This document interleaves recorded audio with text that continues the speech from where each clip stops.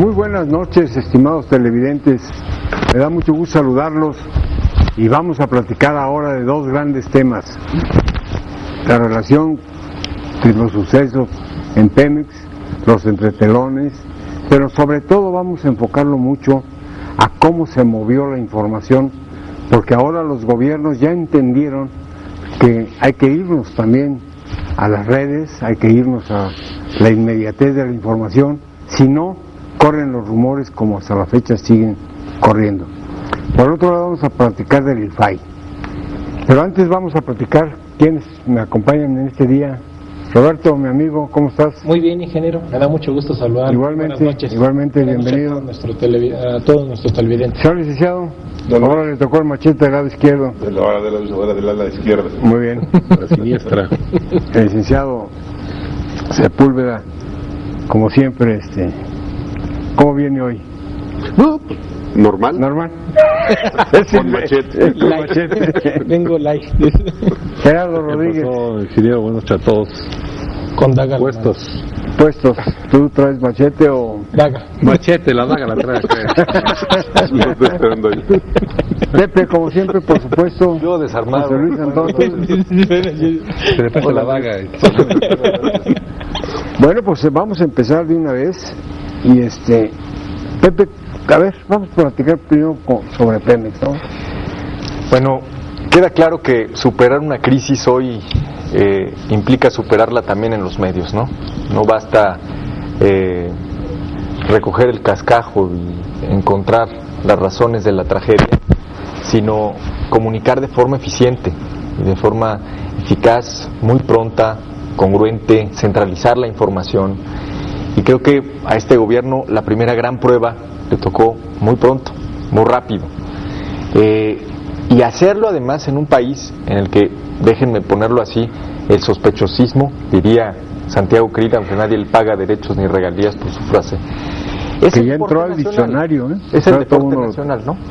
Es decir, si el procurador Murillo hubiera dicho que no fue pura acumulación de gases, sino que Al Qaeda y los Zetas se pusieron de acuerdo para poner una bomba y dejaron un narcomensaje, todos estarían diciendo hoy que seguramente explotó por una acumulación de gases, pero no lo quieren decir. Sí, el chiste es ir la contraria. Claro, porque además el sospechosista tiene una ventaja a su favor, y es que no es tonto, jamás es tonto. Tonto es el que cree las versiones oficiales. En este país la duda razonable se cambió por la certeza absoluta de lo que se desconoce.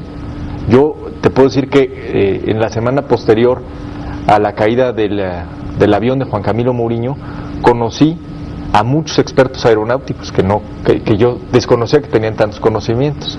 Esta semana, por ejemplo, tuve el privilegio de conocer a muchísimos expertos en explosivos, en gases, en qué gas huele, cuál no, cuál truena más rápido, por dónde, qué es una explosión difusa, que no, vamos, este país... yo propongo que cambiemos el himno porque un experto en cada hijo nos dio después de cada tragedia. Yo creo que el de la espada eres tú ahora, Pero es el de la daga. Pero sí creo que la versión oficial en este país también es particularmente complicada, más allá del déficit y de la curva de aprendizaje que pueda haber para todo gobierno, ¿no? No, pero tienes mucha razón, es decir, salió el boletín oficial diciendo qué había pasado, cómo habían estado los... Y nadie lo creyó. Pero nadie da otra información que sea para poder tú decir cuál tiene la razón. Yo, la verdad, me quedaría con el boletín oficial. Es decir, no hay atentado, fue un accidente. Y ahora las cuestiones son, ya empezaron, sobre el gas metano. Y ahora ya no nomás son todo lo que tú dijiste, ahora son químicos. No saben ni qué es el gas metano, pero lo están utilizando ya. Y ya están sembrando nuevamente la duda. No hay duda razonable, que se compra una hipótesis y empezamos a encontrarle todas las virtudes sin preguntar, vamos, razonablemente sobre muchas otras. Por ejemplo, vamos a conceder la posibilidad de que en un primer momento, antes de que se supiera, hubiera un peritaje, que entiendo que se contrató a una empresa suiza experta vamos, certifica los aeropuertos donde aterriza el Air Force One del presidente de los Estados Unidos. Pero vamos a conceder que en los primeros minutos una duda razonable es, bueno, esto o alguien lo hizo, o fue negligencia, o fue un accidente. Y si alguien lo hizo, tendría que haber sido un atentado muy exitoso, ¿no? Porque causó pánico, tragedia, muerte. Y la gran pregunta inevitable es, ¿y por qué nadie lo reivindica? Claro. ¿No? Cuando hay un atentado de estas magnitudes, pues usualmente hay alguien que dice, claro, fui yo para evitar que privaticen el petróleo, ¿no? Y para que aprendan a respetar, diría el diccionario de... No hubo esa reacción, ¿eh? Entonces, si nadie reivindica, entonces es un atentado desperdiciado. Y si es un accidente, en efecto, falta que vayamos dando seguimiento puntual a los orígenes, las causas, y el gobierno tiene que partir de la idea de que la versión oficial en este país no se cree. La opinión pública no era arisca, se fue haciendo. ¿Por qué? Pues el país de la paca, de los suicidas de 2 o 3 balazos. Te vas a acabar el programa. De tantas cosas. Si te pones a hablar de ejemplos, te vas a acabar el programa. Voy a hablar de esos ejemplos porque sí, hemos retado a la imaginación. Hemos retado a la imaginación por tantos años que dudar de la versión oficial es un mecanismo aprendido, ¿no? A ver, y solo le pasamos el micrófono para que no se sienta. Vaya, yo creo que sí se vale creer. Tenemos los mexicanos no solamente el derecho a creer, sino la necesidad de creer en algo. Sin embargo, este sospechosismo, que hay quien dice que deriva de una novela de Fuentes, que es citada por Santiago Krill, tiene fundamentos reales.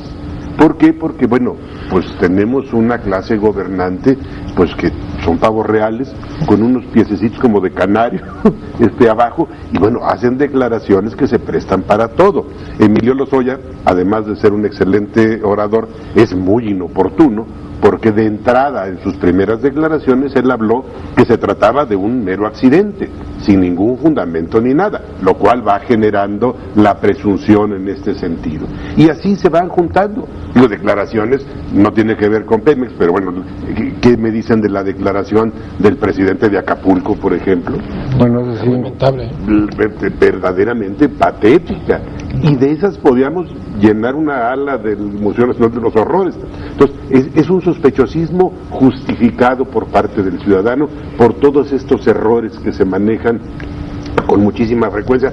Parecería que nuestra clase política todavía no entiende el momento que estamos viviendo y sigue comunicando como cuando hablaba López Mateos, ¿no? Y decía, regreso del extranjero con la bandera limpia. Bueno, pues, ¿qué esperaba hacer con la bandera? Pero cuando ya sale el boletín oficial de la dependencia, que es la única que podría decir cómo estuvo el asunto, porque estuvo en el peritaje, pues fue la Procuraduría.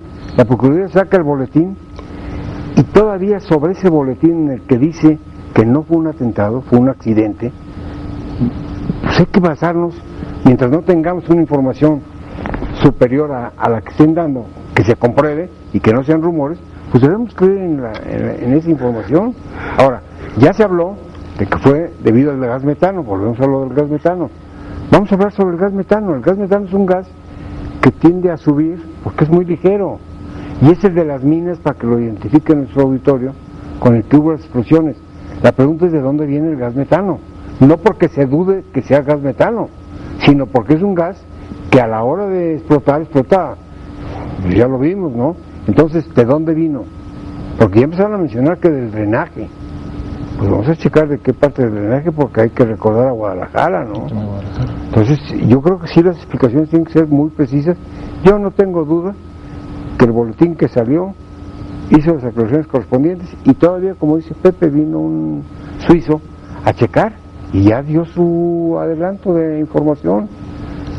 ¿Tú cómo lo ves? Pues mira, yo comparto las opiniones aquí vertidas y creo yo que hubo varias cosas. Yo recuerdo cuando el atentado a las Torres Gemelas en Nueva York, que la preocupación de los norteamericanos era que el presidente de Estados Unidos estuviera en el aire por seguridad nacional. Desalojaron la Casa Blanca y hicieron un cuarto de control en un sótano totalmente resguardado. Y aquí vimos que, sin saber así se cierta qué había sucedido, pues no solo metieron a todas las áreas de seguridad del país ahí, sino que llevaron al presidente. Vimos sus vehículos embotellados en la calle contigua, titubeando. Lo vimos caminar, subir, poniendo en riesgo la seguridad nacional porque no sabíamos qué había pasado todavía, si había una bomba, 2, 3, 4 bombas. Máxime que se supo que hubo paquetes que fueron analizados porque se encontraban y pues había que analizarlos por seguridad, ¿no? Afortunadamente no pasó más. Sin embargo, creo yo que la intervención del Procurador de la República, cuando da a conocer que cita a los peritos y da una conferencia de prensa y dice, bueno, aquí hay peritos para determinar esto, vamos a hacerlo, se empieza a llenar, el vacío que había en información se empieza a llenar con información de carácter oficial, creíble, estaban ahí sentados los peritos, se pidió a la UNAM, al Poli, a tales instancias para que participe y al extranjero. Creo yo que fue llenando los espacios y hasta el momento que dice, pues se trató de esto, ¿no? Y cuando avisa, si es un atentado, si es un accidente, pues lo vamos a decir con las palabras que sean. Creo que es un gran avance en este país, porque la palabra atentado, bueno, pues no estaba en el léxico de las autoridades de hace muchísimos años, y la posibilidad de decirte, bueno, lo que sea, te vamos a decir qué pasó, ¿no? Por supuesto, de acuerdo a los primeros indicios periciales, pues se fue determinando que al no haber fuego y haber nuestros requisitos y que no había en el ambiente químicos, bueno, fueron descartando ciertos hechos y a mí en lo particular creo yo que la desgracia generó se cimbró el país, pero yo creo que fue un exceso llevar al presidente ahí al lugar de los hechos, sobre todo sin tener toda la certeza de lo que estaba pasando, y creo yo que fue un riesgo, alto riesgo, establecer una reunión de seguridad nacional con todas las áreas de seguridad del país en el mismo lugar. Yo creo eso. Pero bueno, pues es un gran avance para el país y ojalá que esto sea la norma a seguir en todo tipo de eventos que sucedan. ¿Vamos a un corte, Pepe? Vamos a ir a un corte, no se vaya por favor, estamos en Visto Bueno Televisión, regresamos después de unos anuncios.